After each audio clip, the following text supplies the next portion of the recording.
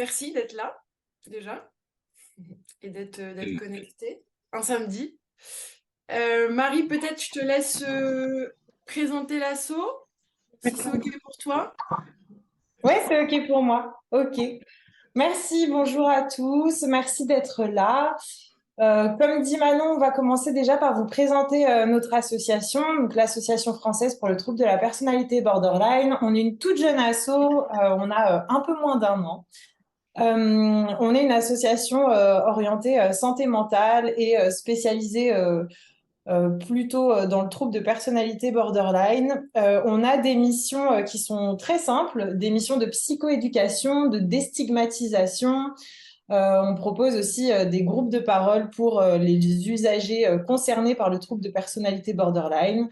Peut-être à venir des ateliers thérapeutiques, en tout cas on aimerait bien, et aussi une mission de réorientation, enfin d'orientation par la Constitution encore en cours. On espère que ça va ne faire que s'étendre et continuer à s'étendre. Mais en tout cas, une mission d'orientation qui passe par un annuaire sur notre site. Donc voilà, l'idée, c'est de pouvoir recenser plein de soignants. Ok. Voilà, je ne sais pas s'il y a une collègue qui veut rajouter quelque chose, au cas où j'ai oublié quelque chose. Alors moi, je voulais juste rajouter que on avait aussi la présence de Connexion familiale aujourd'hui, donc qui est aussi une association qui accompagne les proches et l'entourage. Je ne sais pas si Si, je suis là. voilà, tu es là. Donc Bernard et Marie. Bernard, si peut-être tu veux dire quelque chose sur Oui, oui. l'asso ou... Très, très rapidement, d'abord, merci et d'abord à Abigail en premier lieu et à vous d'avoir généré cette conférence. Oui, nous sommes une association, il y a un certain nombre de participants qui a démarré il y a 5 ans avec pour but de mieux faire connaître le trouble borderline qui pendant longtemps a été très ignoré, comme je vous l'apprends pas à tous. D'aider à faire progresser, notamment au travers aussi de quelques formations de praticiens.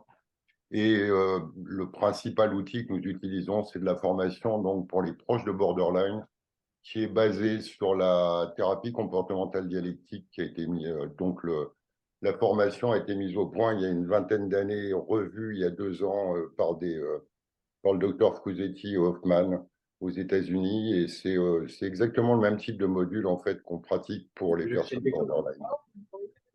Et donc voilà, on a quelques participants avec nous ce soir. Et encore merci à tous et particulièrement à Abigail pour cette occasion. Voilà, à très bientôt, à tout de suite. Tout de suite, merci. Enfin, tout de suite. À maintenant d'ailleurs. Ok, alors par rapport à l'asso, on est 4 psychologues du coup à avoir créé cette association, donc l'Association française pour le trouble de la personnalité borderline. Donc Marie qui a présenté l'association et qui est vice-présidente. Donc Marie, peut-être je te laisse te présenter du coup. Allez, j'y retourne, j'ouvre le bal. Et Euh, autant. ouais, enchantée, Marie Bezeguet. Je suis donc psychologue, psychothérapeute. Je travaille en libéral principalement, mais j'ai aussi une journée à l'hôpital par semaine où je travaille avec Manon. Donc, c'est l'hôpital Tarnier dans le 6e arrondissement de Paris. Je travaille avec Manon où nous proposons des groupes d'entraînement aux compétences de TCD, donc de thérapie comportementale dialectique. L'entraînement aux compétences, le but, c'est vraiment d'apprendre les outils de gestion émotionnelle, d'efficacité en termes de relations interpersonnelles, de gestion de la détresse, de pleine conscience. Toutes ces choses-là qui vont pouvoir aider à la gestion des émotions et qui fait partie du protocole TCD. Je suis aussi formée à l'ICV et voilà, je crois que c'est tout pour moi. Merci. Ok. Merci Marie. On a aussi Anaëlle Derval, du coup. Alors, ok, là c'est moi. Alors ça bug énormément chez moi, mais j'espère que vous m'entendez. On t'entend. J'essaie de me mettre dans un petit recoin, je suis accroupie par terre, mais c'est bon, ça capte. Du coup, donc par rapport à... Moi j'ai travaillé aussi à l'hôpital Tarnier donc pendant 7 ans avec Manon et avec Marie. Ensuite, je me suis installée en libéral. Maintenant, je le fais en visio principalement pour les personnes qui n'ont pas accès aux soins à Paris ou en tout cas qui sont à l'étranger aussi et qui n'ont pas de spécialiste dans la thérapie comportementale dialectique. Et je suis en libéral avec Manon où on fait des groupes thérapeutiques, donc sur l'entraînement aux compétences. Et Voilà. principalement ciblé sur justement Merci. la On est ça gestion de la aujourd'hui. détresse. Alors, Anaëlle, on t'a en vision coupée. Là, c'est bon. Andrea Fernandez, qui est aussi du coup psychologue. Ouais, Andrea, est-ce que tu es là? Oui. yes. Bonjour tout le monde, enchantée. Donc moi, c'est Andrea Fernandez, je suis psychologue clinicienne dans le 9e. J'ai été formée à la TCD avec Manon, Anaëlle et Marie à l'hôpital Tarnier il y a de ça 3 ans maintenant. Je suis aussi thérapeute EMDR en formation centrée sur le trauma. Et donc voilà, moi je travaille principalement en libéral avec des individus qui présentent un trouble de la personnalité borderline ou un trauma complexe. Et puis voilà, le projet c'est aussi éventuellement de faire des groupes de TCD à l'avenir. Voilà. Ok. Merci Andrea, du coup. Donc moi, c'est Manon, donc je suis psychologue, je travaille maintenant presque depuis 9 ou 10 ans, les années passent. Je suis principalement du coup formée à la thérapie comportementale et dialectique et je travaille principalement aussi en libéral où j'accompagne des personnes avec un trouble de la personnalité borderline et comorbidité. Et je travaille également du coup à l'hôpital Tarnier où j'ai rencontré Anaëlle, où j'ai rencontré Marie, où j'ai rencontré Andrea, où on a monté des groupes d'entraînement aux compétences il y a maintenant 5-6 ans. Voilà. Donc on continue et cette association, elle est vraiment dans la continuité de cette rencontre, dans la continuité aussi de déstigmatiser, d'un combat, de faire entendre. Donc on vous remercie en tout cas d'être là. Et puis j'espère que ce moment sera bénéfique et que vous allez apprendre plein de choses. Alors on a aussi Delphine Pi qui est avec nous, qui est psychologue. Donc Delphine, peut-être que je vais laisser se présenter. Eh bien, Wendell Finpi, je suis psychologue spécialisée en thérapie cognitive et comportementale. Je travaille aussi en hypnose et en thérapie des schémas. Et avec Manon, nous sommes en train d'élaborer des webinaires pour accompagner les proches de personnes souffrant de personnalité borderline, de troubles de la personnalité borderline. Merci Delphine. Et Delphine, du coup, qui va interviewer aussi Abigail, c'était l'idée, bien sûr avec nous également. Et puis voilà. Donc merci en tout cas Delphine d'être là, c'est cool. Abby? Oui, je me présente du coup. Ouais, si tu as envie. Oui, bien sûr. Donc bonjour à tous et à toutes. Moi, c'est Abigail. J'ai été diagnostiquée d'un trouble de la personnalité borderline en décembre 2020. Et depuis, je milite activement, notamment sur les réseaux sociaux, pour déstigmatiser la santé mentale, principalement, et je partage mon vécu partout où c'est possible de le partager. Parce que ce que je dis souvent, c'est qu'il y a souffrir du trouble, ce qui est déjà quelque chose de conséquent, et il y a souffrir de l'image que les gens ont du trouble. Et si on peut intervenir là-dessus, ce serait très soulageant pour les personnes concernées. Voilà. Ok. Alors, par rapport à ce webinaire, ce qu'on propose, enfin, parce qu'on est quand même assez nombreux et il est vrai que ça va être difficile, je pense, de poser des questions directement. Donc, on a préparé un petit peu quelques questions. Et puis, ce qu'on vous propose, c'est de noter peut-être vos questions dans le chat qu'on retranscrira, enfin, qu'on demandera, on te posera du coup, Abby, parce que sinon, ça va être difficile pour toi de regarder à la fois le chat et à la fois de répondre. Donc, on va essayer de cibler un petit peu les questions. Alors, la première question qui revient beaucoup, c'est est-ce que c'est enregistré? Donc, oui, c'est enregistré. Et Delphine, du coup, tu proposais, toi, après, c'est ça, d'en faire des... Oui, dis-moi. Alors, attends. Là, du coup, je n'entends plus. Du coup, ouais, Delphine, du coup, c'est ça, hein, ça va être enregistré. Et après, on fera des petites vidéos, c'est ça?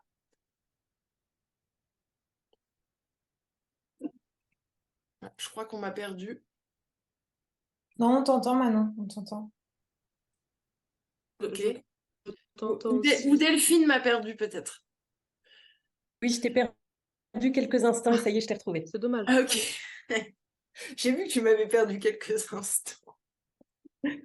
Oui, du coup, je te demandais en termes de format vidéo, parce que c'est vrai que comme c'est toi qui as ouvert le Zoom, est-ce que tu vas en Oui. faire une vidéo sur YouTube ou des petites vidéos? Comment? Alors, la vidéo complète, elle pourra être envoyée aux personnes qui ont participé au webinaire s'ils le souhaitent via un lien Dropbox. Et ensuite, il pourra y avoir des contenus courts coupés pour les réseaux sociaux, notamment format Reels, pour mettre sur les réseaux de l'association. Ok, merci. Ok, alors, Delphine, du coup, tu veux démarrer les questions ou tu veux que je démarre les questions? Oh, bah, t'as l'air bien partie maintenant. Ok, du coup, Abby, à quel âge pour toi se sont manifestés, selon toi, un petit peu sur ce que tu pourrais en dire, tes premières difficultés, en tout cas par rapport à peut-être à tes émotions ou par rapport à certains comportements, qu'est-ce que tu pourrais dire du coup? Parce que Bah, c'est vrai qu'on pose souvent la question d'à quel âge on peut poser un diagnostic, est-ce qu'on peut poser un diagnostic à l'adolescence ou non? Du coup, ouais, comment toi tu pourrais un petit peu décrire ce parcours et les premières manifestations? ouais. Alors moi, ce que je dis souvent, c'est que je suis pas devenue borderline le jour du diagnostic. J'ai toujours été très hypersensible, très hyper émotive, très poussée dans les extrêmes, etc. En tout cas, du plus loin dont je suis capable de me souvenir. Après, là où vraiment ça s'est manifesté, je pense que c'était vers 12 ans, vraiment. Et ce fond très, avec cette sensation de vide quasi constante, s'est manifesté différemment en fonction des tranches d'âge, je dirais. Parce qu'à 12 ans, j'étais encore très, jeune, on va dire ça comme ça. Et je pense que c'est plus au niveau de 15-16 ans où là, j'ai réellement commencé les comportements d'autodestruction. Mais j'ai toujours été, très écorchée vive, et très poussée dans les extrêmes avec, cette absence de nuances et d'être tout le temps dans le tout ou rien avec une image de soi-même très distordue, «Je suis la meilleure du monde» versus, «Je suis un monstre, une personne horrible, je ne mérite pas de vivre» et cetera. Donc c'est assez dur de le placer, en âge précis parce que, pour moi, ça remonte à vraiment, loin. Voilà. Ok. Et du coup, par rapport à ta démarche diagnostic, comment est-ce que tu peux peut-être nous en dire un peu plus? Comment j'ai été diagnostiquée? Bah, Heu, par rapport, si tu veux, à la manifestation, effectivement, de ce que tu décris, de cette hypersensibilité, de difficulté de gestion des émotions, d'image de soi, qu'est-ce qui t'a conduit, qu'est-ce qui peut-être t'a poussé à consulter, est-ce que tu connaissais déjà le trouble de la personnalité borderline? Enfin, comment? OK. Alors, je pense que vraiment, j'ai commencé à avoir mes premiers psychologues/psychiatres quand j'avais entre 15 et 16 ans parce que c'était une évidence que ça n'allait pas. Ma mère avait vu que j'avais un penchant très dépressif et à ce moment-là, je cachais beaucoup mes comportements autodestructeurs. Je suis restée très seule avec ça pendant un long moment. Et j'ai commencé finalement à être sous traitement médicamenteux à, je dirais 16 ans, un truc comme ça. Mais, le souci, c'est qu'à cet âge-là, je pense que j'avais pas du tout conscience, du truc et finalement j'allais chez le psy parce que, c'est ma mère qui me disait d'aller chez le psy. Pour moi, j'en voyais pas du tout l'intérêt, je comprenais pas pourquoi. Les médicaments, ça a été très dur de me les faire, accepter, surtout, enfin j'étais vraiment, pas, coopérative. Et ouais, je pense que ça a été, vu que j'arrivais pas à comprendre l'intérêt, j'arrivais pas à comprendre qu'il y avait un réel problème, du coup, j'y allais plus parce que j'étais obligée, que par réelle, «envie» entre guillemets. Abigail, je trouve ça intéressant. Tu dis que à la fois, tu as toujours su qu'il y avait des choses, des particularités chez toi, et à la fois, tu étais dans un refus d'acceptation, ou en tous les cas, tu avais l'impression que tu n'avais pas besoin d'aide, c'est ça? C'est exactement ça, c'est-à-dire que d'un côté, j'avais conscience qu'il y avait un décalage entre moi et les autres, parce que je voyais bien que je vivais des difficultés que les autres adolescents et adolescentes, ne vivaient pas. En même temps, c'était très bizarre parce qu'on avait un peu mis ça, en tout cas au collège-lycée sur, «Elle fait une grosse crise d'ado». Donc il y avait ce truc-là et en même temps, il y avait un refus, mais ça pour le coup, je pense que c'était plus la confrontation, des parents de: «On m'oblige à faire un truc, on m'explique pas trop, on me laisse pas trop le choix parce que je suis mineure». Donc il y avait aussi un peu ce truc-là, à ce moment-là. Tu es arrivée chez le psy à quel âge la première fois? Alors vraiment la toute première fois que ma mère m'a emmenée chez le psy, j'avais 7 ans, parce que la maîtresse avait estimé qu'il fallait que j'aille voir quelqu'un, mais je sais plus trop pourquoi, parce que j'étais très introvertie ou un truc comme ça. Et ensuite, je pense que je devais avoir 15-16 ans, la première fois que j'ai vu une D'accord. psychologue.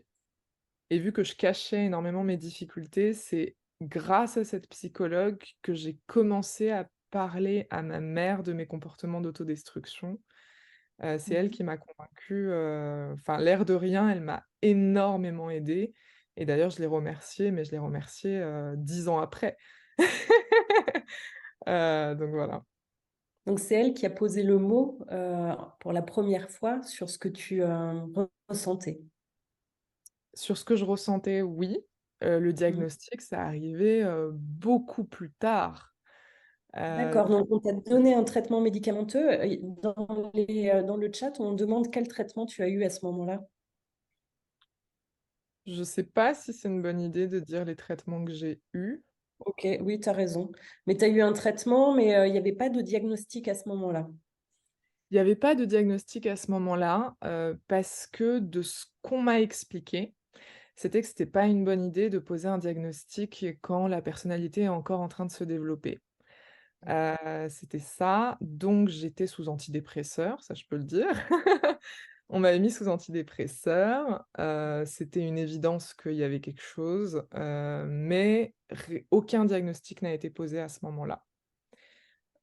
Donc voilà et ce qu'il faut savoir, c'est que les antidépresseurs, sur moi en tout cas, ils ont jamais fonctionné. On m'en a donné plusieurs fois à plusieurs instants de ma Non, vie. ça, c'est une recette. Ah, Alors, juste si vous pouvez couper les micros.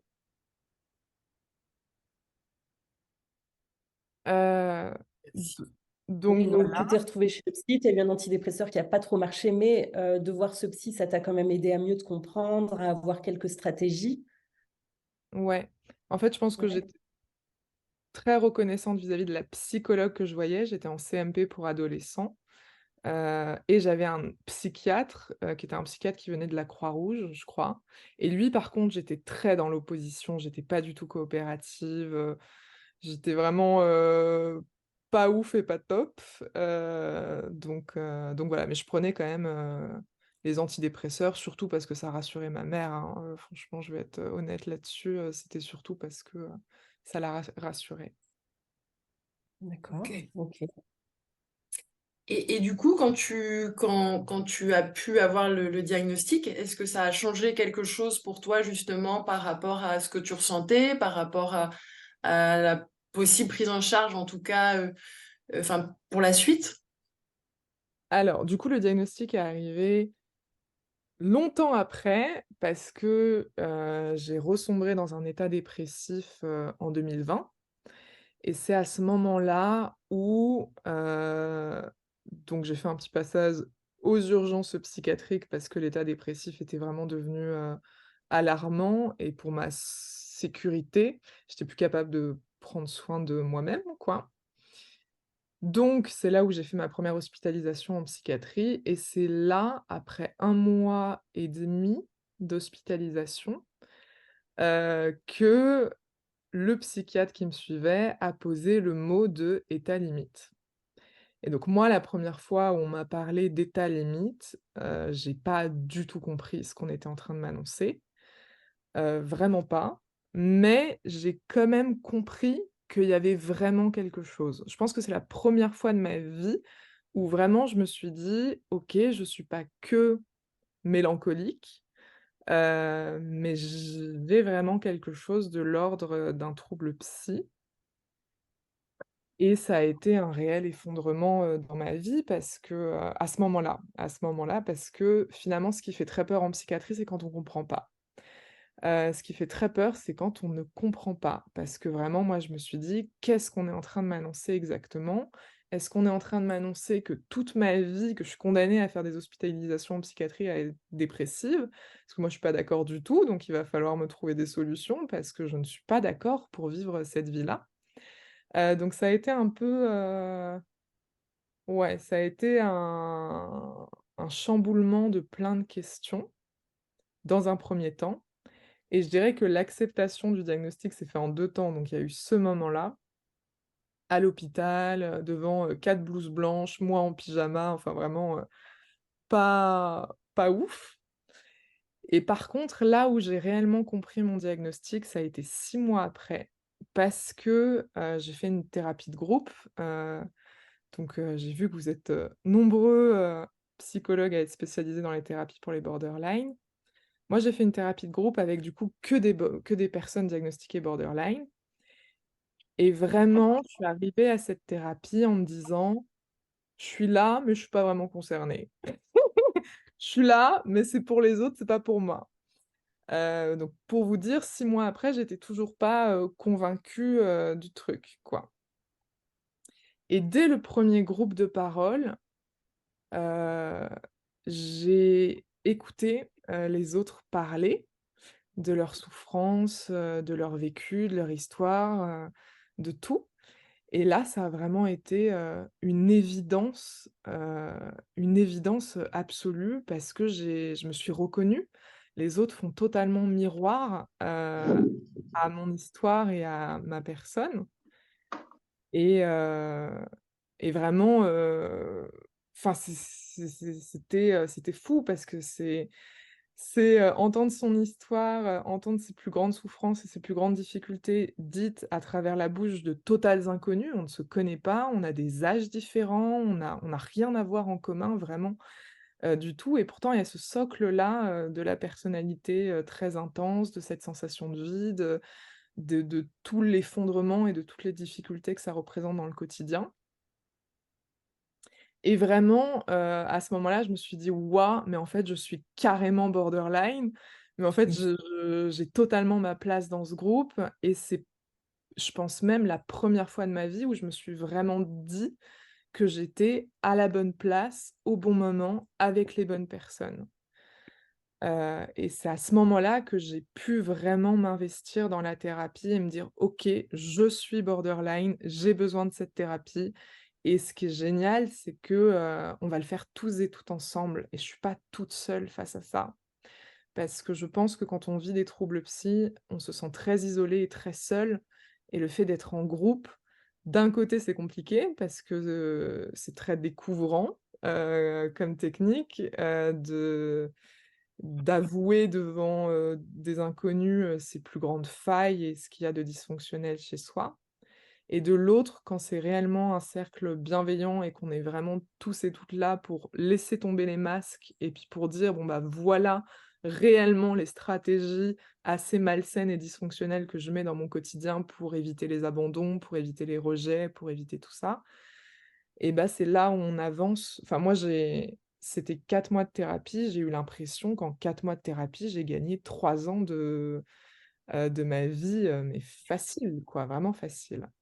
Par contre, ça a été très dur. Ça, il faut quand même, le dire. Je pense que la thérapie, il faut s'y sentir prêt parce que ça remue beaucoup, et c'est un investissement. C'est très, moi, je me souviens que j'étais très fatiguée, parce que ça remue beaucoup. On est très vulnérable à ce moment-là et j'ai été reconnaissante d'avoir fait ça dans un cadre hospitalier avec toute une équipe, pluridisciplinaire d'infirmières, d'aides-soignantes, de psychologues, de psychiatres, qui étaient vraiment, au top du top parce que même quand ça allait pas, on pouvait les appeler. Enfin, ils étaient super disponibles, pour nous, quoi. Ce que tu dis, c'est intéressant, c'est qu'il y a vraiment un parcours jusqu'au moment où on accepte en fait d'être pris en charge et de mettre en place des stratégies. Et le diagnostic pour toi, ça a été un élément, mais encore plus, c'était le fait de te retrouver avec des personnes qui souffraient de la même chose et de plus te sentir complètement seule. Et est-ce que ce diagnostic, il a changé quelque chose par rapport à tes proches et la relation que tu entretenais avec eux? Mmh. Mes proches, je pense que durant ma première hospitalisation, personne n'a compris ce qui se passait vraiment. Moi, je savais pas, mes proches non plus. On était tous et toutes un peu perdus, mais on était tous et toutes dans le même bateau, dans le sens où j'allais pas bien. J'avais besoin de leur soutien, c'était une évidence et je pense que le diagnostic, ça a aidé à poser des mots sur toute l'errance qu'il y a eu durant toutes ces années, vraiment, et je pense que ça a été aussi une acceptation pour ma famille, voilà. Bah, maintenant que ça a été posé, qu'est-ce qu'on va faire? C'est surtout moi, j'ai toujours vu ça comme un investissement sur ma vie future. J'ai toujours vu ça dans je le fais pas pour la moi du passé parce que ce qui est passé et toutes les souffrances du passé, on n'y peut rien. Je le fais pas pour la moi du présent parce que c'est franchement désagréable. Mais par contre, je le fais pour ma vie future et puis pour que, dans le futur, ne pas reproduire les mêmes erreurs et qu'on arrive à avoir une vie, heureuse et épanouie, moi, mes proches, tous les gens qui m'entourent aussi, quoi. Parce que ça a été très difficile pour eux aussi et ça a été enfin moi je me souviens que quand j'étais en hôpital psychiatrique, j'étais au téléphone avec ma mère et j'essayais de la rassurer, mais comme je pouvais et en fait, il y avait rien qui pouvait la rassurer parce que tant que j'étais à l'hôpital, elle savait très bien que ça n'allait pas et je trouve qu'il y a un espèce de laisser aller, dans le sens où moi, ce qui m'a vraiment aidée, ça a été d'arrêter de faire des efforts effrénés pour essayer de rassurer tout le monde et je me suis dit: «Mais en fait, le seul moyen que j'ai de réellement rassurer les gens, c'est d'aller mieux». Et pour aller mieux, bah, j'ai besoin de me concentrer sur moi-même et de laisser aller toute cette sphère autour de moi, des gens qui gravitent autour de moi et qui s'inquiètent. Donc c'était un peu difficile de se dire: «Bon, bah, je laisse aller, tant pis, les gens vont s'inquiéter, ils s'inquiètent, mais je dois me préoccuper que de moi». Et c'est comme ça que les choses vont s'arranger. Mais ça a été aussi très difficile pour ma famille, vraiment. Et du coup, oui, c'est ce que j'allais te demander, c'est est-ce que le fait d'avoir eu le diagnostic a permis aussi, du coup, à tes proches de mieux comprendre ce que tu traversais, tes symptômes, la souffrance? Est-ce que ça a permis ça? Oui, et je pense aussi que ça a permis d'ouvrir le dialogue sur les troubles psy. Hem, Parce que moi, pendant longtemps, je pensais que j'avais aucun antécédent familiaux. Je crois qu'on dit comme ça, antécédents familiaux, oui. Et en fait, j'ai découvert que je ne suis pas la première re et que dans les générations du dessus, on a des antécédents et ça a permis d'ouvrir, ce dialogue-là.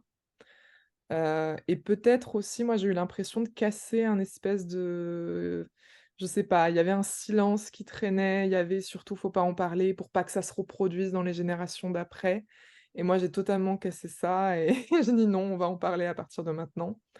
Mais oui, le diagnostic a aidé, vraiment beaucoup, mes proches et ma famille à comprendre, et peut-être à mieux accepter aussi, qu'il y avait vraiment quelque chose et que c'était pas juste, bon, bah, elle est un peu, comment dire?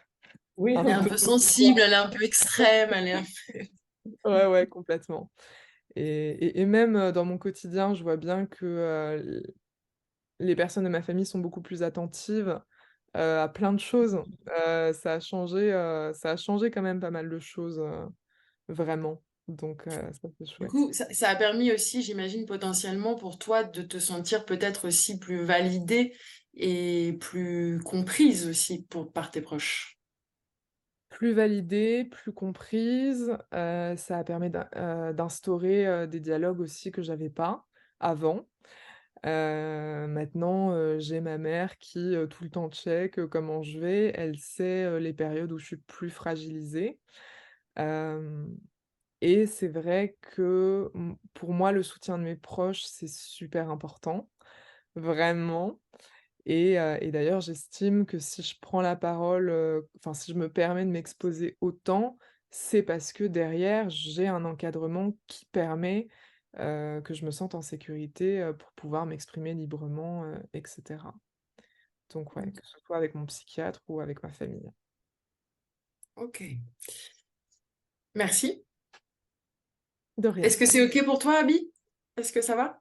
Ah bah oui, bien sûr. Ah bah, tu Ok, peux non, poser mais je check.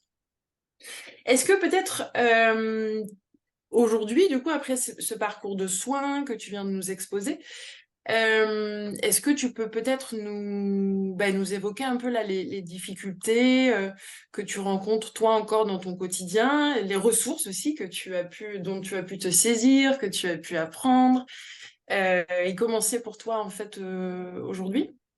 ouais. Alors, il y a des choses alors, la thérapie des modes et des schémas que j'ai faite, pour moi, c'était une thérapie où c'était vraiment moi, quand je suis arrivée dans cette thérapie, je pensais un peu que le but, des psychologues et des psychiatres, c'était de me changer, en gros, pour devenir une personne normale. Je pense qu'on est nombreux, nombreuses en tant que personnes concernées à avoir cette croyance-là, que l'objectif de la thérapie, c'est de devenir normal. Alors que pas du tout, au contraire, l'objectif de cette thérapie, c'était vraiment d'accepter cette hyper émotivité, cette hypersensibilité et de mieux la communiquer, en fait, à tout notre environnement et au monde pour mieux vivre avec les autres et avec son environnement. Et donc le premier travail de thérapie qui a été extrêmement difficile pour moi parce qu'on était nombreux, nombreuses à avoir un masque social très fort. Moi, j'ai un masque de cacher cette hyperémotivité, de cacher tout ce qui me fait sentir différente et ça va créer de l'accumulation et c'est ça qui va créer, les comportements d'explosion ou d'implosion et donc les comportements d'autodestructeurs et donc bon bref un cercle infini que je connais très bien et que j'ai vécu toute ma vie. Donc j'ai vécu toute la première partie de ma vie avec ce fonctionnement-là et donc première étape, ça a été d'enlever ce masque, de se regarder tel qu'on était et avec notre hypersensibilité, d'arrêter de la camoufler tout le temps et d'être très caméléon et de communiquer mieux avec notre environnement. Donc voilà, j'ai totalement oublié, la question que tu m'avais posée. Et moi, je suis tellement happée par ce que tu dis que j'ai complètement oublié la question que j'ai posée. Ah, Non, oui, je te demandais un petit peu comment c'était, oui, pour toi aujourd'hui, du pour coup, moi, par rapport au fait des soins, et puis aujourd'hui, comment tu t'es saisi peut-être de ressources, et comment c'est pour toi aujourd'hui, justement, par rapport à cette sensibilité, par rapport à cette recherche de, comme tu disais, de normalité, et oui, c'est quelque chose qu'on retrouve beaucoup, c'est je veux être normal, hein, entre guillemets, parce que j'ai horreur de ce terme, et tu t'es exprimé de ce truc d'avoir construit quelque part cette stabilité, comme je dis souvent, en acceptant aussi ces parties instables, cette hypersensibilité, etc. bah, c'est ça. En fait, j'ai retrouvé le fil de mon de ce que je voulais dire. Heu, il y a des choses sur lesquelles on peut s'améliorer, sur la façon de communiquer, sur les masques, sur les modes et les schémas, enfin sur plein de choses. Par contre, heu, je serai toujours très hypersensible. Ça, c'est quelque chose où pour le coup, je pense que ça ne changera pas. Et pareil, ce que je dis et ce qui est très important à comprendre, je pense, c'est que encore aujourd'hui, j'ai toujours des hauts très hauts et j'ai toujours des bas très bas. Et ça, je pense que vraiment, ça fera partie de mon quotidien. Par contre, ce qui a changé face à ça, c'est que je ne suis plus toute seule face à ça.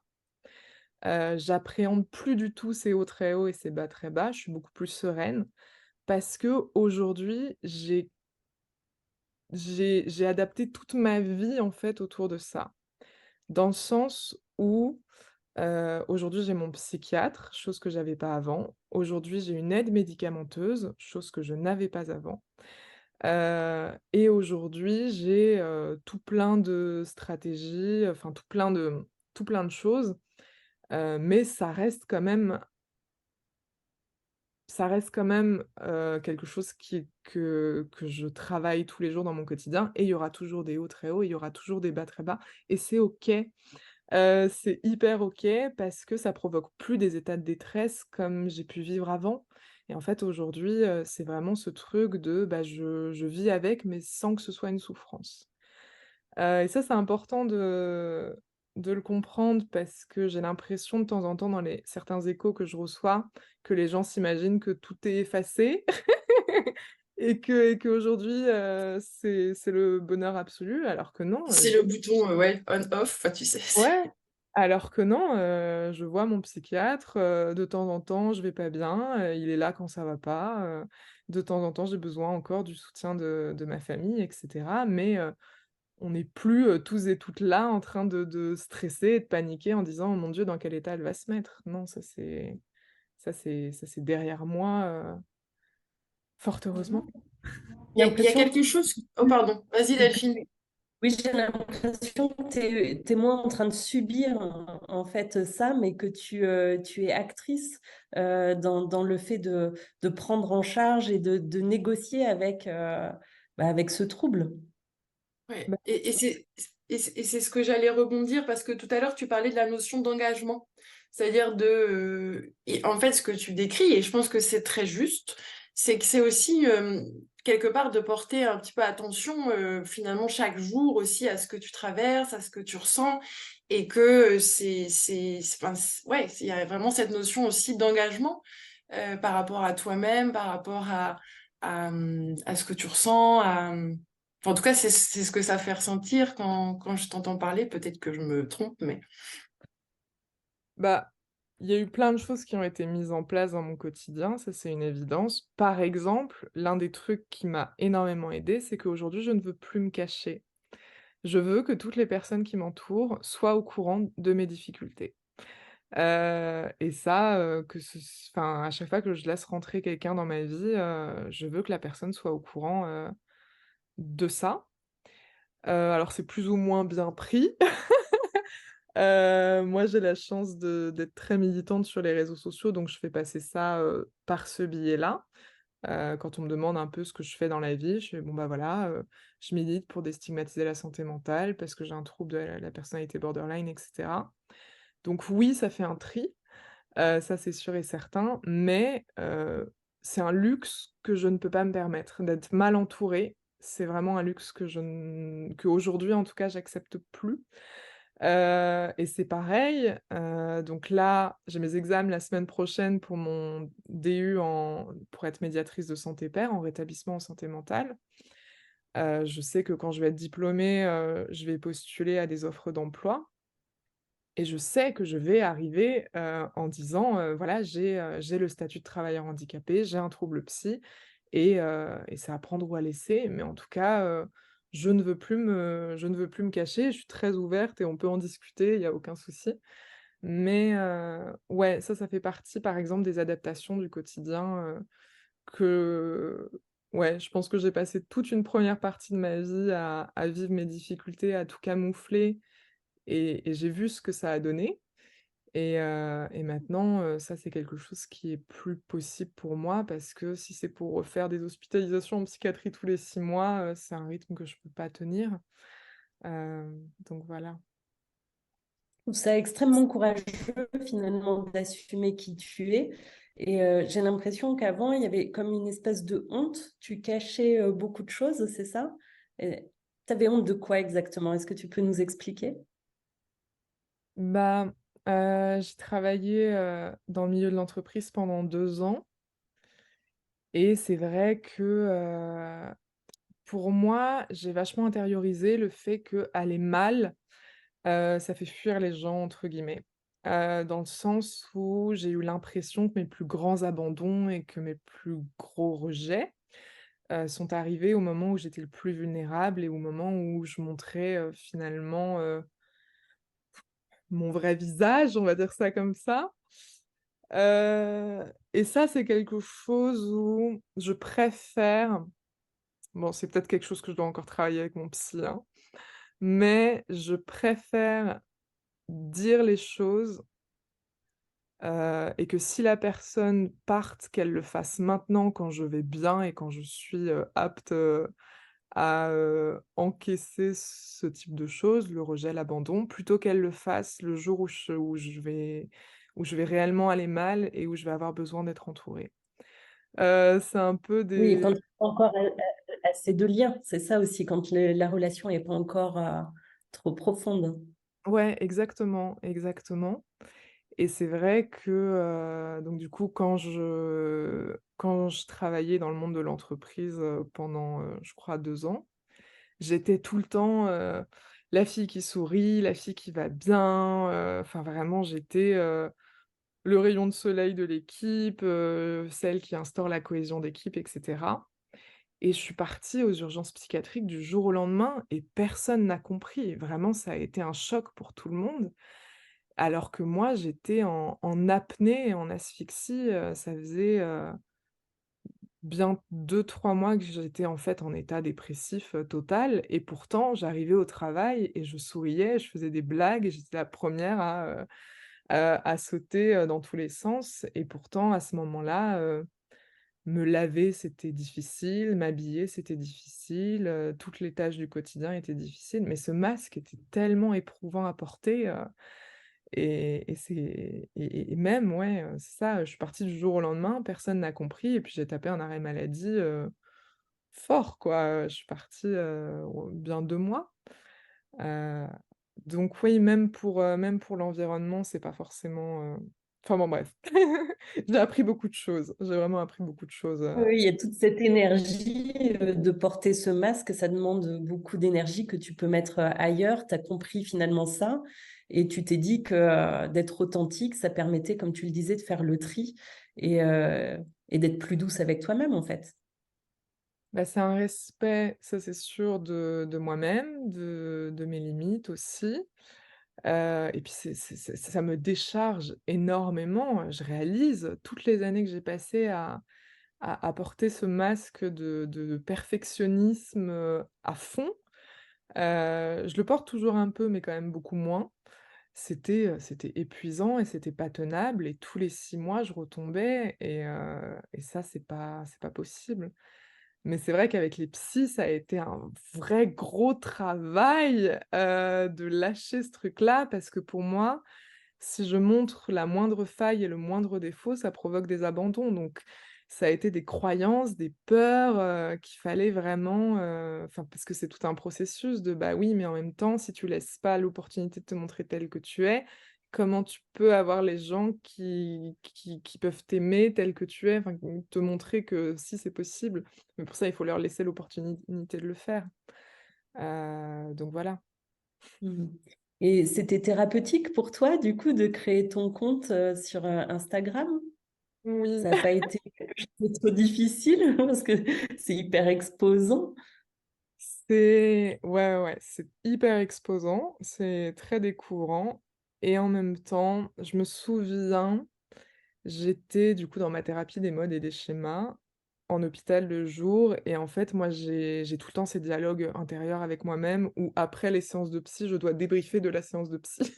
Parce que j'ai pas tout compris, à chaque fois ça processe et en fait, me parler comme ça à voix haute, c'est hyper thérapeutique pour moi, vraiment fort et c'est ça que je me suis mise à poster sur les réseaux sociaux Mais on va pas se mentir, c'est avant tout pour moi parce que si c'était pas quelque chose qui me faisait du bien à moi, je pense que j'aurais arrêté depuis longtemps. Et ensuite les gens se reconnaissent ou pas, dans tout ça. Mais c'est là aussi où j'ai découvert à quel point c'était tabou et à quel point ça faisait du bien de voir, quelqu'un qui s'assume ouvertement en disant: «Bon, bah, voilà, là je sors d'hôpital psychiatrique, j'étais en thérapie de groupe, aujourd'hui la thématique du groupe c'était, je sais pas, la tolérance, à la détresse et comment on gère nos crises, bon, bah, voilà, moi j'ai pas compris parce que nin et puis ensuite, voilà». Mais le fait d'assumer à visage découvert et de montrer en toute transparence ce qu'on vit réellement quand on a un trouble borderline me concernant et puis tout ce parcours, vraiment, tous les doutes, tout ce qui se passe dans ma tête et cetera. Mais ça fait un bien fou et je réalise, vraiment fort, la nécessité de ça et je pense qu'il y avait aussi quelque chose d'une revanche, on va pas se mentir, dans le sens où quand j'étais hospitalisée en psychiatrie, j'ai vraiment eu l'impression d'avoir perdu ma voix, parce que j'avais plus les mots pour pouvoir m'exprimer. J'étais très, je m'étais, réfugiée un peu dans du mutisme, je parlais plus, bon, c'était compliqué et là, il y a eu aussi ce truc de j'ai récupéré ma voix. Et je sais qu'il y a quelques années, j'étais incapable de m'exprimer sur tout ce que je vivais et sur tout ce que je ressentais. Et là, j'ai envie d'utiliser cette voix vraiment fort et j'ai besoin d'être écoutée, j'ai besoin d'être entendue parce que c'est la souffrance de toute ma vie et je n'envisage pas qu'on puisse ne pas en parler. C'est pas possible. Donc il y a eu aussi, ce truc-là de, «Coucou, OK, il faut qu'on parle de quelque chose vraiment très fort parce que moi je peux plus, enfin, je peux plus vivre comme ça, donc il faut qu'on en parle, vraiment». Donc, est-ce que tu dirais pour toi Ouais. aujourd'hui que c'est une ressource? Les réseaux sociaux? Enfin, tout ce que tu construis autour et Ouais, moi je pense que ça m'aide énormément, ça c'est sûr et certain. parce que c'est pas Heu, toujours non plus facile, j'imagine, enfin ce n'est pas j'imagine, toujours je facile. sais, c'est pas toujours facile. Et C'est pas toujours facile parce que, en effet, sur les réseaux sociaux, j'ai été confrontée forcément à ce discours de, «Elle est folle, elle est tarée, elle est dingue, toutes les femmes sont des hystériques», enfin tous les clichés possibles et inimaginables, sur, la psychiatrie, sur la folie, sur, toutes les images les plus stigmatisantes aussi. Heureusement que j'ai mon psychiatre, qui est là et qui me soutient et d'ailleurs, petite parenthèse et petite anecdote, je me souviens du premier témoignage que j'ai fait dans un média et à ce moment-là, j'étais en hôpital le jour et vraiment j'avais une psychologue extraordinaire qui me suivait et j'étais arrivée un peu, dans le doute, le plus total en disant: «Mais est-ce que j'ai fait une connerie? Est-ce que c'est bien de faire ça?» et cetera et un peu comme si j'avais besoin d'avoir son feu vert et en fait, c'est elle qui m'a aussi encouragée, là-dedans. Elle m'a dit: «Non mais c'est super, vraiment» et heu et je suis vachement contente aussi d'avoir, j'ai besoin, l'air de rien, d'avoir cette validation, pour être sûre de faire les choses bien et pas que ça dessert la cause. Ça, c'était l'une de mes peurs premières, de me dire: «Est-ce que ça va pas encore plus stigmatiser les personnes?» Il faut que ça reste quelque chose de positif pour les gens et pas l'inverse. Donc voilà, mais oui, de temps en temps, c'est très de temps en temps sur les réseaux sociaux, je me prends des trucs qui sont pas cool et pas sympas et quand c'est comme ça, je vais voir mon psychiatre. Je vais lui dire: «SOS, sur les réseaux sociaux en ce moment, c'est compliqué» et puis on en discute, on en parle et ensuite il arrive à faire dégonfler le truc assez facilement pour continuer là-dessus. Mais c'est vrai que j'ai le soutien aussi, des professionnels de santé mentale là-dessus qui m'encouragent à prendre la parole, qui m'encouragent à faire tout ça, qui savent très bien que c'est pas facile et qui savent très bien aussi que j'ai besoin d'être encouragée. C'est évident, ouais. pense que c'est difficile, effectivement, d'avoir des retours négatifs, mais tu aides tellement de personnes au quotidien. C'est vraiment sur ça que tu peux te focaliser parce que ton compte, vraiment, il permet de se sentir mieux à des tas de personnes. Et merci vraiment pour ça. Mm. Oui, bah, moi je suis très contente aussi et c'est vrai que ça permet aussi de dénoncer tout ce truc de, la folie, la dingue, la tarée, la folle, parce que, finalement, c'est peut-être un peu moins décomplexé, dans la vraie vie que sur les réseaux sociaux. Mais moi, ça m'est déjà arrivé, d'être en soirée, et de dire: «Bon, bah, toi, qu'est-ce que tu fais dans la vie?» «Bon, bah, moi, je milite, j'ai été diagnostiquée borderline», ou même, quand quelqu'un me demande ce que je fais dans la vie et que, en l'occurrence, je suis en thérapie et que je suis tous les jours à l'hôpital psychiatrique. Déjà, ça demande beaucoup de courage de dire la vérité, et de pas se réfugier dans, des fausses excuses de autre chose. Mais moi, je suis une très mauvaise menteuse aussi. Je pense que ça joue. Quand je mens, ça se voit très vite.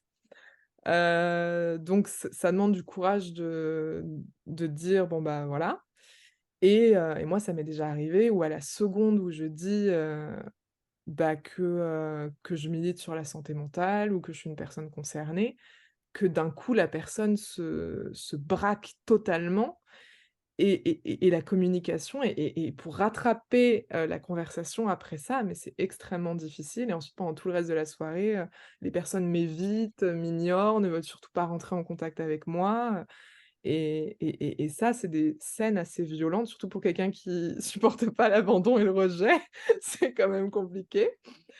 Mais c'est des scènes que j'ai vécues, que je continue encore à vivre, aujourd'hui dans mon quotidien, et les réseaux sociaux, ça me permet d'essayer d'avoir un semblant de, de «contrôle» entre guillemets sur ça, quoi. De me dire: «Bah, c'est justement pour ça qu'il faut que on dans la vraie vie, des fois, j'ai même pas l'opportunité de réussir à montrer à la personne que: "T'inquiète, je suis une personne cool, on peut discuter, je suis drôle, je suis sympa, il y a pas de souci". Du coup, bah, sur les réseaux sociaux, j'essaye de le faire parce que, dans la vraie vie, dans le quotidien, c'est encore des choses qui arrivent, pas aussi régulièrement que ça, mais ça arrive quand même. Bah, et je trouve ça vraiment super courageux en fait que tu puisses aussi en parler sur les réseaux par rapport à aussi tout ce que tu dis, parce qu'en effet, par rapport à la peur du rejet, par rapport à l'image de soi qui peut parfois fluctuer, tu vois, enfin, c'est vraiment super courageux, et merci pour ça, du coup. Vraiment. Mmh. J'avais une Et alors moi, question. Ah, Delphine, t'as une Pardon? question? Sinon, j'ai une question moi aussi. Ouais, j'aimerais bien savoir qu'est-ce que tu conseillerais à des parents ou à des proches voilà, qui ont quelqu'un dans leur entourage qui présente un trouble de la personnalité borderline. Qu'est-ce que toi, tu aurais aimé en fait qu'on dise à tes parents? Comment tu aurais aimé être accompagné là-dedans? Bah, moi, il y a un très grand regret que j'ai, c'est quand j'ai découvert l'existence des pères aidants famille. Je Mhm. regrette très fort que ma mère n'ait pas eu accès à ça quand j'ai été hospitalisée, parce que je pense que ça l'aurait aidée vraiment. Donc je regrette qu'il y ait pas un meilleur accompagnement des proches et de la famille, parce que nous, en tant que personnes concernées, cet accompagnement, on peut pas le faire parce que déjà, on doit dealer avec nous-mêmes et c'est très voilà. Et j'ai oublié ta question, c'est Les conseils que tu Par pourrais rapport à donner aux... quels conseils je pourrais donner aux proches? et à l'entourage pour peut-être leur permettre de mieux comprendre bah, leur enfant ou conjoint, conjointe, ou quel conseil ouais, tu pourrais. Bah, typiquement de se renseigner sur, le trouble, ça c'est hyper important. De se faire accompagner soi-même aussi, ça c'est très important parce que ce n'est pas facile, et vis-à-vis des proches, c'est 100 normal et OK de se sentir complètement dépassé par la situation. Ça c'est hyper important et je pense qu'il faut déculpabiliser les gens là-dessus, parce que moi dans mon vécu personnel, j'ai eu l'impression En fait, si le but de nos proches, c'est de résoudre nos problèmes psy, mais ça, c'est pas du tout, le rôle de nos proches. Ça, c'est à des professionnels de santé mentale de le faire. Donc c'est sûr que si on se vise ça comme objectif, ça va devenir invivable pour tout le monde. Heu, mais par contre, le rôle de nos proches, c'est de nous aimer très, très fort, d'être là pour nous et de nous soutenir. Ça oui, ça c'est quelque chose qu'on peut faire. Exemple très concret, heu, quand j'étais à l'hôpital psychiatrique, c'est, bah, voilà, m'appeler tous les jours, me rendre visite à l'hôpital, montrer qu'on est là, qu'on t'aime, qu'on te soutient. Moi, je fais une très grosse distinction. Ça, c'est quelque chose qu'on m'a appris, à l'hôpital psychiatrique aussi. Je fais une très grosse distinction entre ce que je dis à mes proches et ce que je dis à une professionnelle de santé mentale. Je m'explique. Quand je ne vais pas bien, quand j'ai des pensées sombres et des pensées noires, je vais pas forcément en parler à ma mère parce que je sais que ça va l'inquiéter vraiment très fort et qu'elle va se sentir totalement dépassée par la situation, qu'elle va pas savoir quoi faire, qu'elle va pas savoir quoi dire et que ça va être la panique. Et ça, moi, j'ai pas besoin de ça à ce moment-là. Donc quand vraiment j'ai des pensées sombres et des pensées noires, j'en parle à mon psychiatre parce que lui, il est formé à ça et il va savoir, m'accompagner là-dessus. Il va savoir de façon assez, neutre, me poser des questions: «OK, à quoi tu as pensé à quoi vous avez pensé?» parce qu'il me vous voit. À quoi vous avez pensé exactement? À quel moment ces pensées-là se sont présentées? Est-ce qu'il y a eu un événement déclencheur? Est-ce que bidule? Est-ce que machin? Et d'ailleurs, il va me faire décortiquer tout mon scénario et le fait de parler de tout ce scénario, c'est impressionnant à quel point quand je ressors de là, bah, finalement, il est sorti de ma tête et il est pratiquement plus là. Juste le fait d'en parler, ça c'est très important aussi. On se rend pas compte, mais juste parler de ce qu'on a dans la tête, ça permet véritablement d'extérioriser ce qui se passe. Parce que sinon, moi, ça reste bloqué dans ma tête et ça va ruminer, ruminer, ça va prendre de plus en plus d'espace et de plus en plus d'ampleur. Donc finalement, mon psychiatre, c'est ça qu'il fait, c'est il me fait, décrire exactement tout ce qui se passe dans ma tête. Et par contre, ce que je vais dire à ma famille, à mes proches, à mes potes aussi beaucoup parce que j'ai des potes extraordinaires et Dieu merci, c'est, bah, je peux leur dire: «Là, en ce moment, je ne vais pas bien. Est-ce que ça te dit, qu'on va mater une série Netflix ensemble parce que je me sens pas de rester toute seule?» Et vraiment, j'insiste sur le fait que c'est les choses les plus simples, qui sont parfois le plus efficaces. Moi, j'attends pas des grands discours, vraiment et je pense qu'il faut pas non plus se risquer à dire des choses quand on sait pas trop de quoi on parle, parce que ça peut parfois être très maladroit. Mais par contre, juste un câlin, juste ne pas laisser la personne seule, juste, ouais, enfin, vraiment, c'est que ça, quoi, c'est juste, communiquer, de l'amour et montrer qu'on est présent et présente. Autre exemple, par exemple, quand j'étais en hôpital psychiatrique, j'étais pas forcément c'était assez difficile d'aller démarcher des psychologues et des psychiatres. Ça demande beaucoup d'énergie et j'en ai pas forcément tout le temps la force et ça peut être, m'accompagner à chaque séance de psy. Alors oui, il faut être disponible, mais moi j'avais un groupe WhatsApp et en fait je disais, «Bon bah voilà, je dois aller à l'hôpital, de telle heure à telle heure, est-ce que quelqu'un ou quelqu'une est disponible pour venir m'accompagner?» C'est vraiment juste, m'accompagner, faire le chemin, attendre avec moi dans la salle d'attente, heu et être là quand je sors et ensuite pourquoi pas aller boire un café et puis parler de la pluie et du beau temps.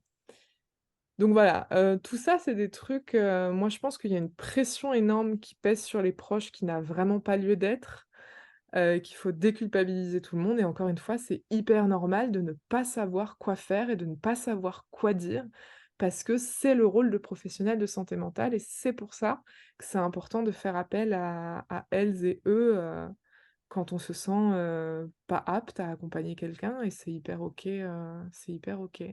Et encore une fois, c'est les choses les Oui, plus simples, les plus efficaces. je trouve ça Merci très Alice juste pour le ce fait message. de ouais, le fait d'identifier déjà toi tes besoins, de réussir à les exprimer et c'est vrai qu'en tant que proche, juste être là, montrer son amour et se montrer disponible, C'est vraiment la base. Merci pour ce message, vraiment. Bah oui. Quels sont tes tips peut-être que tu pourrais donner aux personnes là qui sont là quand tu justement peut-être quand tu traverses des moments un peu plus difficiles ou des moments de détresse émotionnelle, qu'est-ce que tu mets en place toi? Hmm.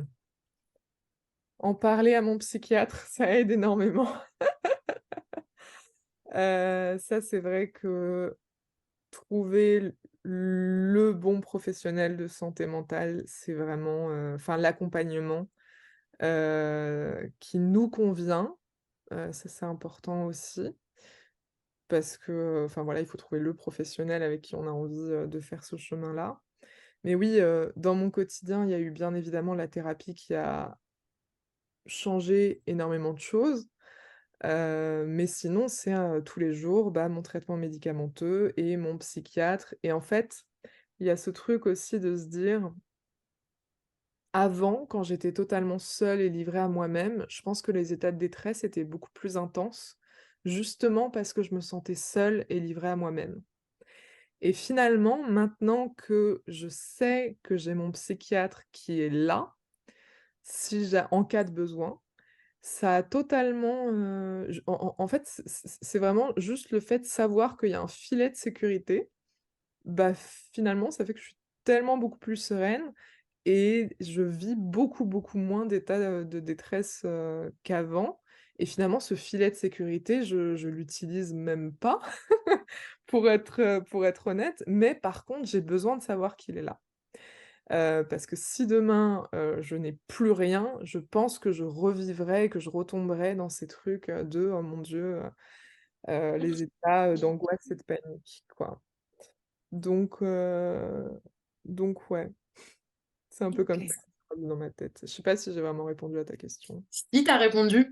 Après, c'était ouais, avec l'idée de dans les moments de détresse, est-ce que tu as des petits conseils ou des petits, tu vois, des petites stratégies comme ça, immédiates, qui peuvent t'aider, toi, quoi. Du coup, qu'est-ce qui te...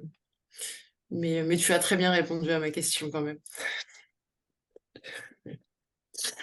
Et je voulais peut-être que tu nous parles un peu, Abby, parce que là, tu fais plein de choses du coup sur les réseaux, tu vas développer aussi une chaîne, et peut-être si tu veux peut-être en parler, ou je pense que ça peut, enfin, c'est comme tu as envie, hein, mais Bah, du coup, là, j'ai relancé mon podcast qui s'appelle Itinéraire bis. Et le but du jeu aussi, c'est de filmer les épisodes de podcast pour les mettre sur YouTube. Mais c'est santé mentale, en ce moment, c'est très centré, sur la santé mentale, mais de façon, on a fait un épisode Manon ensemble sur le trouble, border. J'ai, le témoignage de Victoria qui est cofondatrice de la Maison Perchée, qui témoigne aussi sur, son trouble bipolaire.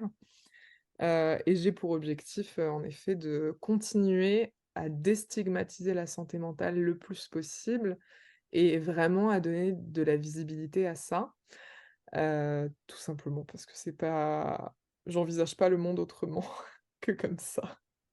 Donc voilà. et du coup, où est-ce que les personnes peuvent te retrouver sur ta chaîne? C'est Alors, le podcast, ça s'appelle Itinéraire bis et c'est sur toutes les plateformes, de podcast, Spotify, Deezer et cetera. Mon compte Instagram, c'est voyageuse au naturel. Donc en ce moment, je partage plus des vlogs voyage, parce que oui, c'est vrai qu'on n'a pas parlé du voyage, mais il y a toute la partie stabilisation avec l'hôpital, les thérapies, psychologues, psychiatres et cetera et il y a la partie rétablissement. Je sais pas si on a encore le temps de parler du rétablissement, un si, peu. bien sûr, bien sûr. Moi, ma façon de me rétablir, ça se fait par le voyage. Parce que quand j'ai été diagnostiquée, toute ma vie est devenue que, les psychologues, les psychiatres, les blouses blanches, les médicaments et toute ma vie a tourné autour de mon trouble et c'est quelque chose où d'un côté ça m'a beaucoup aidée, de l'autre, j'arrivais plus du tout à savoir qui j'étais en dehors du trouble. Il y a une espèce de vraie, crise identitaire de: «Ah bah mince, qui je suis moi en dehors de tous ces critères et toutes ces caractéristiques?» rattaché à mon trouble borderline parce que, oui, je pense que si on appelle ça un trouble de la personnalité, c'est que bon, voilà, quoi.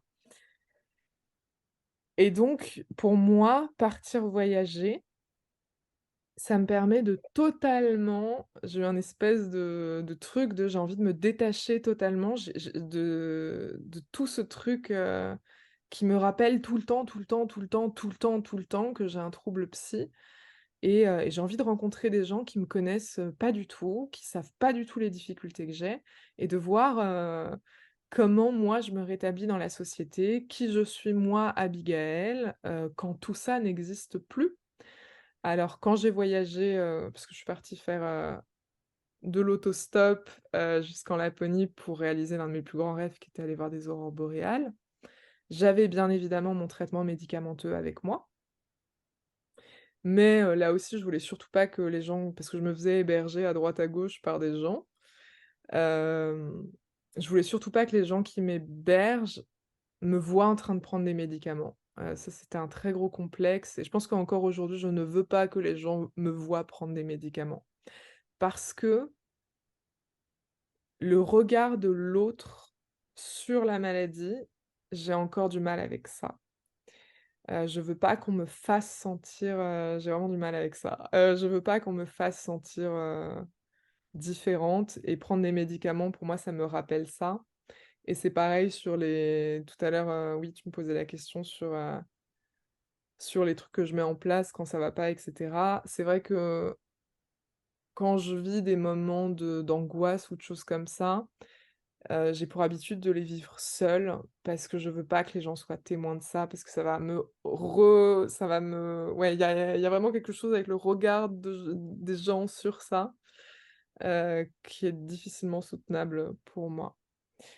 Donc voilà et c'est à travers le voyage où j'ai vraiment repris confiance en mes capacités, en mes ressources. Parce que, quand on voyage, bah, il y a plein de problématiques qui se posent, tout au long de la journée, surtout quand on fait de l'autostop, je sais pas comment manger, où est-ce que je vais dormir ce soir, qui va me prendre en autostop, est-ce que je vais réussir à aller du point A au point B? Et ça, c'est quelque chose où on parle beaucoup, d'empowerment, reprendre le pouvoir sur vraiment, notre identité, qui on est, la vie qu'on a envie d'avoir, le chemin qu'on a envie de mener. Ça m'a totalement, redonné confiance sur le fait que en dehors de tout cet accompagnement, moi toute seule, j'ai les ressources aussi pour, mener ma propre barque, sans forcément tout le temps avoir besoin de l'appui, d'un appui extérieur. Ça, je pense que c'est très important, toujours avec le filet de sécurité derrière. Il y a toujours le filet de sécurité, mais je peux prendre mon sac à dos, je peux partir si j'en ai envie, je peux réaliser mes rêves, d'aurore boréale si j'en ai envie, borderline ou pas borderline et je peux aussi rencontrer des gens qui ne sont pas du tout au courant de mes difficultés et qui vont, m'apprécier pour qui je suis, et pas forcément pour, je sais pas, pour, le militantisme des réseaux sociaux ou tout ça, quoi. Ça t'a OK. permis finalement ces voyages de te libérer. Le voyage est très important pour Et moi, de ouais. te rencontrer. Ouais, en termes de liberté, de réalisation, de confiance en soi, d'estime de soi, d'autonomie, de réaliser que seule, bah, finalement, je peux me débrouiller. Enfin, il y a tellement de choses et puis du coup parce que j'ai fait ça entre 2 hospitalisations en psychiatrie et quand je suis retournée à l'hôpital après, j'étais tellement, je pense que j'étais tellement beaucoup plus investie dans la thérapie parce que j'avais repris confiance en moi. Je me disais: «OK, si, quand je suis au bord de la route, et que je dois me débrouiller pour trouver des voitures, j'arrive à trouver un plan A, un plan B, un plan C pour, solutionner les problématiques. Du coup, en thérapie, il y a des problématiques qui vont se poser, on va me poser des questions, ça va être challengeant, il va falloir retracer son histoire, il va falloir, se regarder dans un miroir grossissant pour voir tout ce qu'il y a de dysfonctionnel, chez soi et je sais que j'ai la ressource pour le faire et je sais que je peux le faire et en plus de ça, je suis accompagnée et dans un milieu qui est sécurisé.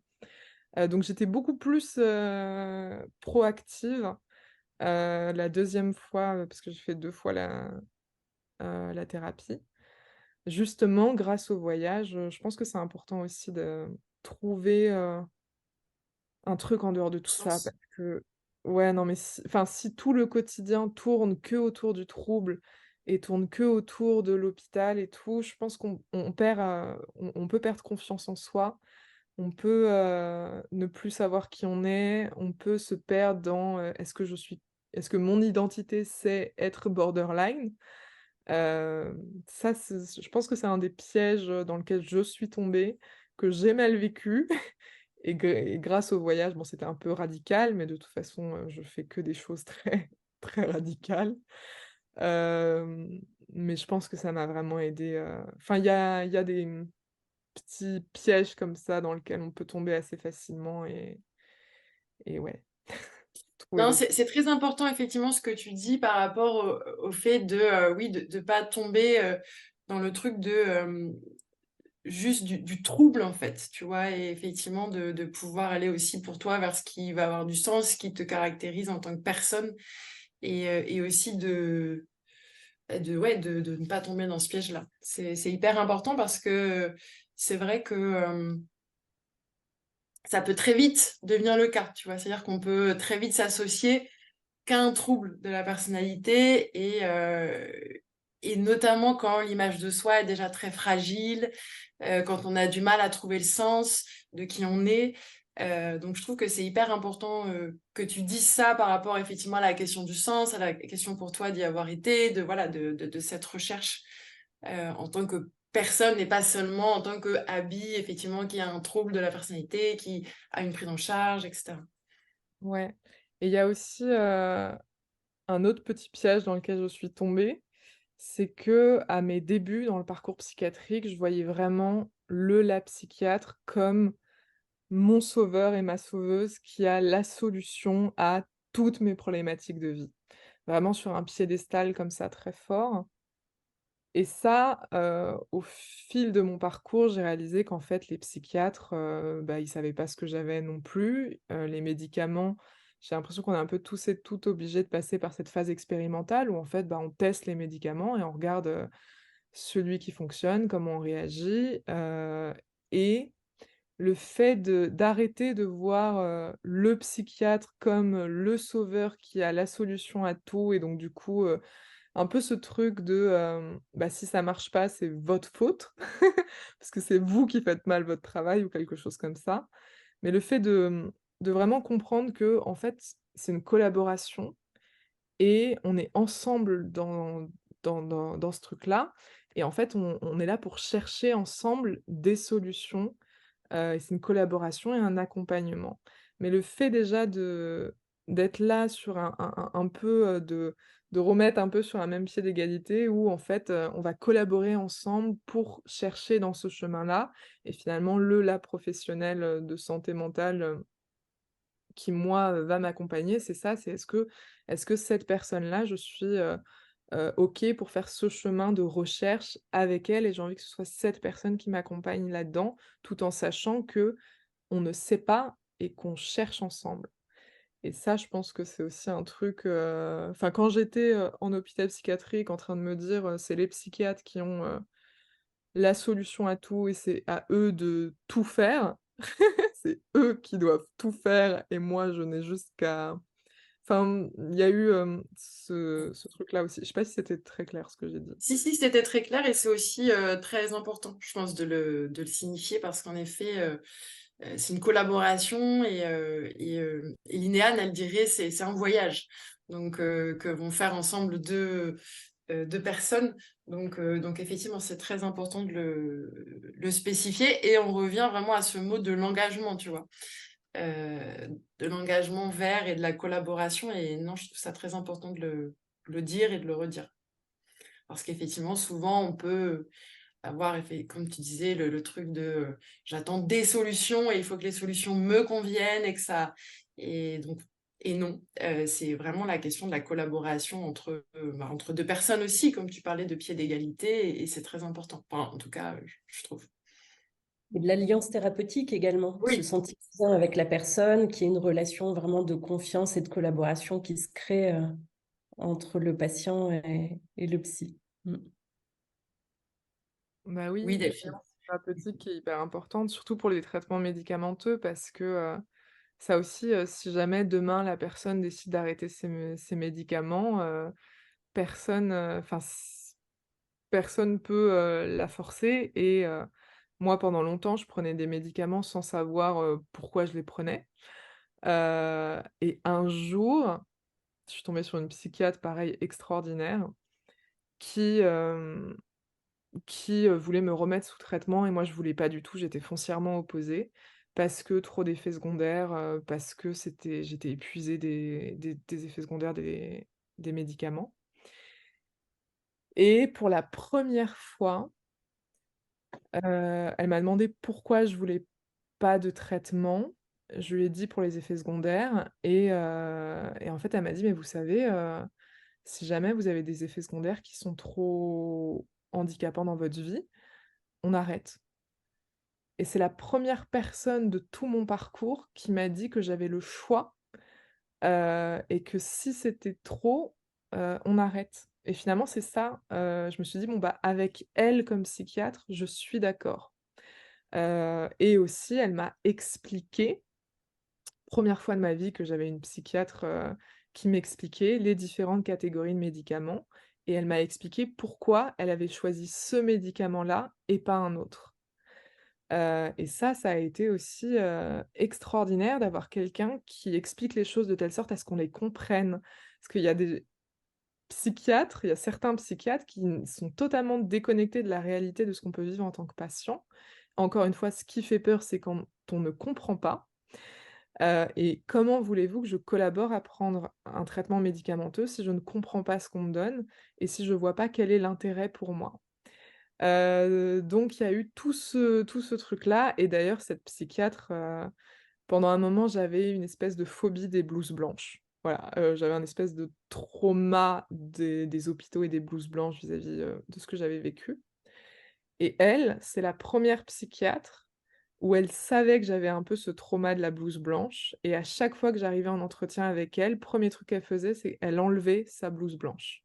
Et le fait qu'elle enlève sa blouse blanche, c'est minime comme truc, c'est vraiment, c'est bête et pourtant, du coup, c'était juste une femme en jean, en basket et en pull, et ça changeait totalement. J'étais beaucoup moins sur la défensive et j'étais beaucoup plus dans la collaboration et c'est vraiment elle enlève, sa blouse blanche pour se mettre à ma hauteur et donc du coup, maintenant, on est un peu sur ce même pied d'égalité-là et bon bref, cette psychiatre était extraordinaire et c'est elle aussi qui m'a réconciliée avec tout ce milieu hospitalier sur lequel pendant un certain temps j'étais très réfractaire, parce que c'est la première qui a compris, l'importance de l'alliance thérapeutique, l'importance de se sentir bien et en sécurité avec un professionnel de santé mentale, l'importance de comprendre les choses, d'expliquer, de faire de la pédagogie, de prendre le temps parce que,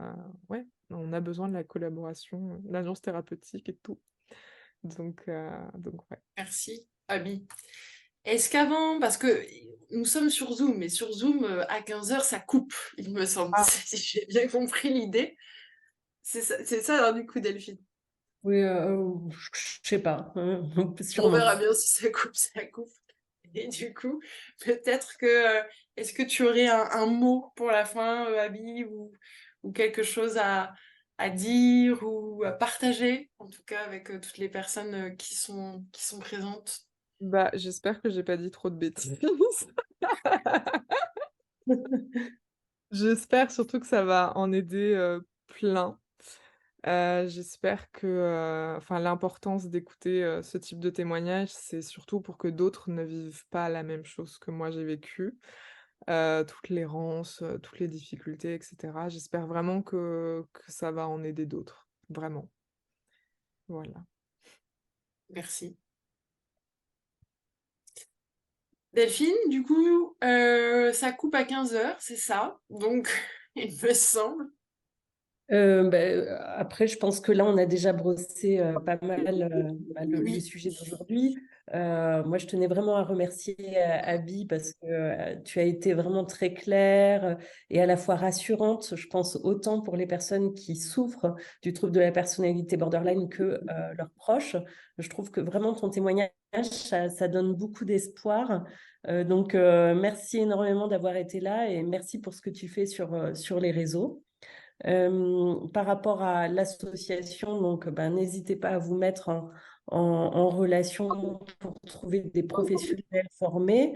Il y a également donc plein de groupes, c'est ça Manon, que tu proposes, Oui. qui sont, vous avez des liens sur l'association, c'est ça? Tu peux en parler Oui, peut-être? alors on a des liens via le site et on propose effectivement des groupes de parole tous les 15 jours à peu près. Voilà, pour toute personne qui souhaite venir partager, témoigner. Comme tu disais tout à l'heure, Abby, aussi en début, le soutien, le fait de pouvoir aussi être compris. Donc, n'hésitez pas à vous connecter via le site donc, de l'Association française pour le trouble de la personnalité borderline. Il y a aussi via les réseaux, hein, du coup, on a fait une page sur Insta. Et puis, voilà. Donc, tous les 15 jours, effectivement, des groupes de parole avec l'idée aussi de développer des groupes d'éducation thérapeutique, peut-être plus sur un moyen terme, parce que c'est vrai qu'il faut un petit peu le temps que ça puisse se mettre en place, etc. Et qu'est-ce que je voulais dire d'autre? Il y a quelque chose que je voulais dire. Oui, et Connexion familiale aussi, hein, qui est une super asso, et dont je remercie d'ailleurs Bernard d'être là. N'hésitez pas non plus à vous renseigner et à vous connecter. Donc ça, c'est vraiment une asso plutôt destinée pour les proches. Voilà. Donc, et puis plein d'autres ressources hein, qui se déploient aussi en France et c'est top, en tout cas dans les prises en charge. Et on continue dans ce sens et on continue à déstigmatiser et on continue ce combat. Et merci Abby, parce que merci pour ce témoignage, c'était très clair et c'était très chouette de t'avoir aussi avec nous. En plus, Et les micros que j'entends, non, ça va, ça s'est recoupé. Yes. Et du coup, vous pourrez retrouver effectivement la vidéo, alors soit en lien effectivement sur les réseaux via Insta, on verra aussi peut-être sur YouTube. Alors moi, je vous avoue que je sais pas trop mon domaine de compétences, mais du coup, on va voir effectivement avec Delphine. Peut-être pour essayer de pouvoir mettre la vidéo en ligne ou peut-être sur ta chaîne Delphine ou enfin bon on va voir ou sur la chaîne Oui, ce d'Abby. sera forcément aussi sur le site de l'association et les Oui, réseaux de l'association, on mettra le lien de replay. voilà. Et puis du coup on vous tiendra au courant, et on pourra effectivement aussi peut-être vous envoyer par mail. Voilà. Je pense que c'est ouais, on vous l'enverra par mail et on essaiera de la mettre en ligne sur je ne sais pas comment sur les réseaux. Et parce que, encore une fois, c'est pas du tout mon domaine. Mais voilà.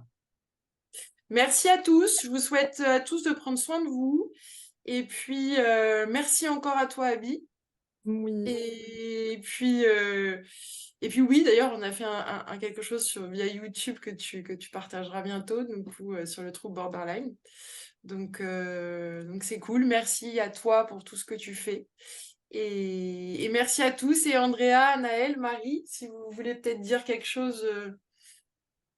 Oui, merci à tous. On est en train de répondre au chat. Du coup, on se concentre sur le chat et en même temps sur la conférence. Donc, on répond au maximum avant de quitter cette réunion. En tout cas, merci. Merci aussi pour vos interventions au chat. J'espère qu'on a répondu du mieux possible. Merci à Abigail pour ce témoignage qui, du coup, a eu de très bons retours et qui a touché beaucoup de personnes et beaucoup de personnes se sont reconnues en toi. Donc, c'est super. C'était le but de s'entraider, de partager chacun son expérience. Merci à tous. Merci. merci beaucoup. Marie? Merci à Delphine aussi, du coup. Et merci Oui. à Manon. Merci à tous. Au revoir. Bah, comme Anaëlle, hein, merci beaucoup pour votre présence à tous. Ça a été hyper riche. On a eu plein de questions dans le chat, comme disait Anaëlle. On a essayé au max de pouvoir répondre aux questions de psychoéducation de base et de réorientation. En revanche, on a laissé un peu de côté les questions très, très personnelles qui avaient plus à voir avec des suivis individuels auxquels on peut pas répondre en termes de déontologie puisqu'on ne connaît absolument pas les personnes et que là, en plus, on est tout un groupe, on est énormément de gens, donc ce serait pas OK en termes de confidentialité, mais en tout cas, vous pouvez nous envoyer des mails, hein. Vous n'hésitez pas à l'adresse de l'association, donc aftpb.contact@gmail.com. On essaiera au maximum de vous répondre. Voilà. Super, Merci à tous d'avoir été là en tout cas. Merci beaucoup. Bon week-end à Merci. tous. Au revoir. Merci. Week-end. Merci. Merci beaucoup. Au revoir. Merci.